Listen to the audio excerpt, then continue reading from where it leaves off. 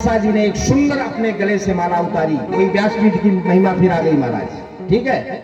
तो अपने गले से सुंदर माला उतारी दुर्वासा ऋषि ने और महाराज इंद्र के गले में पहना दिया। ऐरावत हाथी में इंद्र बैठा था और इंद्र के गले में दुर्वासा ऋषि ने माला पहना दिया। इंद्र बड़ा अभिमानी, उसने देखा कि अरे कोई ऐसी खड़िया पटल संत है ये, तुरंत अपने गले से माला उतारा और उस माले को अपने हाथी को पहना दिया। इंद्र ने हाथी को पहना दिया। अब हाथी जानवर, तुरंत हाथी ने उस माले को अपने सूंड में फंसाया और महाराज उस माले को अपने पैरों तले हाथी ने कुचलना शुरू कर दिया। दुर्वासा तो आग बबूला हो गए महाराज, आग बबूला हो गए। बोले वाह इंद्र, तेरे को इतना बड़ा अहंकार कि संतों की दी हुई माला का तुमने आज इस तरह तिरस्कार किया। हाथी के पैर तले तुमने कुचलवा दिया। संतों के सम्मान को, संतों के आदर को आज तुमने हाथी के पैर तले कुचलवा दिया। जा श्राप देता हूं कि तू लक्ष्मी विहीन हो जा, श्रीहीन हो जा, तेरा इंद्रासन अभी छीन जा, श्राप देता हूं। और ऐरावत हाथी को महाराज, ऐरावत हाथी को और श्राप दिया कि जा तू तमाम सांसारिक हाथियों के गर्भ से जन्म ले ले और तेरा सर कटेगा, तेरा सर कटेगा। तू भी जब जन्म लेगा तो जन्म लेते ही और तेरा सर कट जाएगा, धड़ तेरा अलग रहेगा और सर अलग रहेगा। जा श्राप देता है। इंद्र भी कांप गया, हाथी भी कांप गया। बोले हे ऋषिवर, इंद्र हाथी के नीचे आया। हे ऋषिवर, समझ नहीं पाया प्रभु आपकी महिमा, क्षमा करो महाराज, मैं समझ नहीं पाया, अभिमान बस में संतों की महिमा समझ नहीं पाया। अब श्राप तो मुझे भोगना पड़ेगा, पर ये बताओ महाराज कि इस श्राप का समाधान कैसे होगा। महाराज दुर्वासा प्रसन्न हो गए।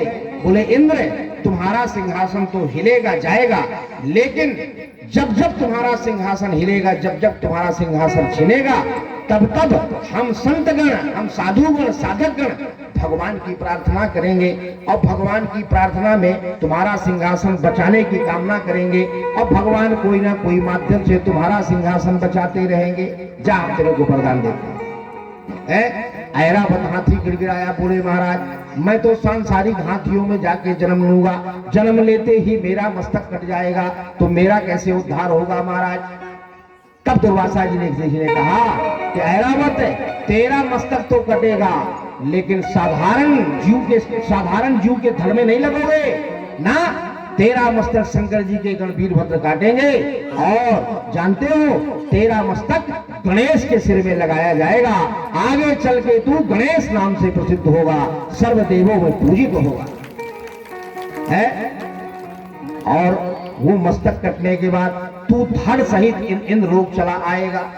जैसे ही मस्तक कटेगा तो तेरा धड़ इंद्रलोक आ जाएगा और इंद्रलोक आते ही तेरे धड़ में फिर से हाथी का शरीर लग जाएगा, तो फिर से ऐरावत हो जाएगा। इसलिए भैया गणेश जी के धड़ में जो सिर लगा वो किसी साधारण हाथी का नहीं, गणेश जी के सिर में जो सिर, गणेश जी के धड़ में जो सिर लगा वो ऐरावत नाम का हाथी था महाराज, ऐरावत नाम का है। इस तरह से अब आप बताइए, गणेश जी की सूंड बड़ी लंबी होती है, अर्थात गणेश जी की नाक बड़ी लंबी होती है कि नहीं। और नाक जिसका जितना बड़ा, ए बेटा, ए भैया, बोले महाराज अच्छा अब हाथी की नाक बड़ी लंबी होती है, तो अर्थात गणेश जी की नाक बड़ी लंबी, तो क्यों होती है गणेश जी की बड़ी लंबी नाक? क्यों कि जिसका नाक का मतलब है सम्मान से। कहते हैं ना, करे वहां गए हमारी नाक कट गई महाराज, है ना, अर्थात हमारा अपमान हो गया, यही कहते हैं ना। है अरे महाराज हमारी नाक काट दिया उसने, तो नाक थोड़ी किसी ने काट दिया, अर्थात आपका अपमान कर दिया। नाक एक शरीर का अंग है, लेकिन वो सम्मान सूचक अंग है, सम्मान सूचक शब्द है वो, है ना। तो नाक का मतलब सम्मान से है ना।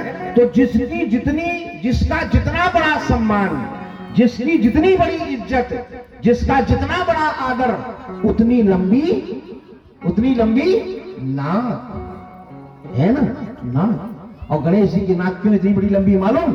क्यों कि सारे देवताओं में प्रथम पूजित देवता है है। सारे 33 करोड़ देवताओं में प्रथम पूजित देवता गणेश जी है।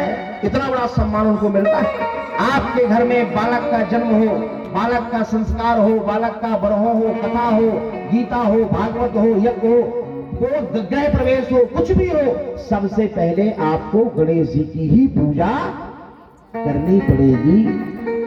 कोई भी आप व्रत करती हो, चाहे हर्षण हो, तीजा हो, संतान साते हैं, कोई भी हो, सबसे पहले आपको गणेश जी का ही पूजन करना पड़ता है।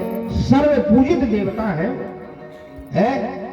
इसलिए उनकी लंबी नाक। और जिसको महाराज इस दुनिया में प्रतिष्ठा अर्जित करनी है, जिसको महाराज इस दुनिया में सम्मान अर्जित करना है, पद अर्जित करना है, प्रतिष्ठा अर्जित करनी है, आदर अर्जित करना है, और ये नहीं जिसको वैभवशाली होना है, क्योंकि रिद्धि और सिद्धि के भी देने वाले हैं गणेश जी।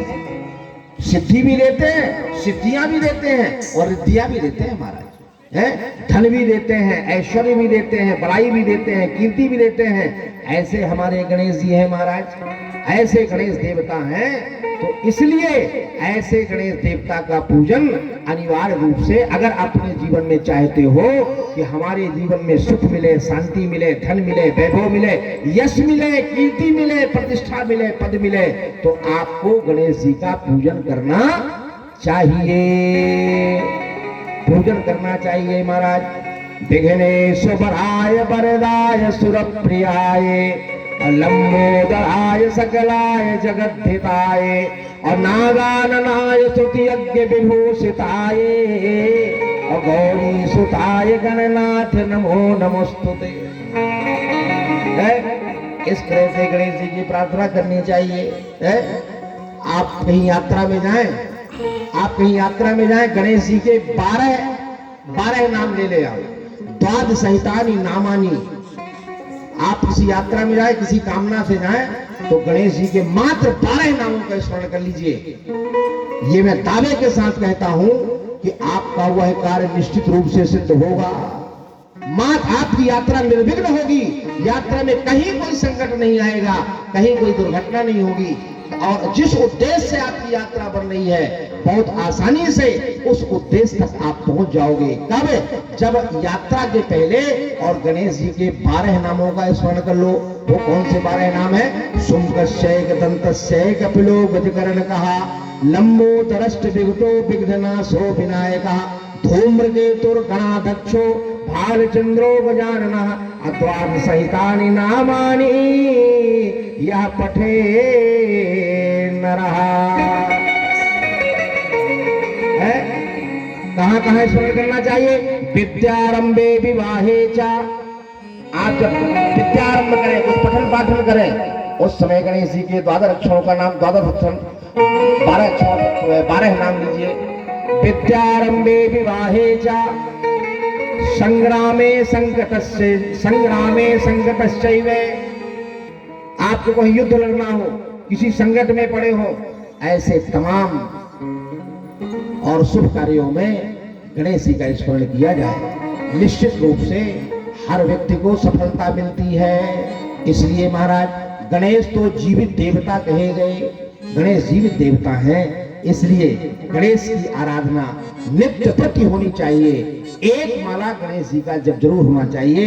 आपसे कोई मंत्र नहीं बनता, तो मात्र गंग गणपतये नमः, गंग गणपतये नमः, गंग गणपतये नमः। आप 108 माला की गुड़िया ले और 108 बार बड़े भाव के साथ गणेश जी का जप करेंगे, आपके जीवन में सर्व सिद्धियां, सर्व रिद्धियां प्राप्त हो जाएंगी। ऐसा शिव पुराण में और गणेश जी की महिमा गाई गई।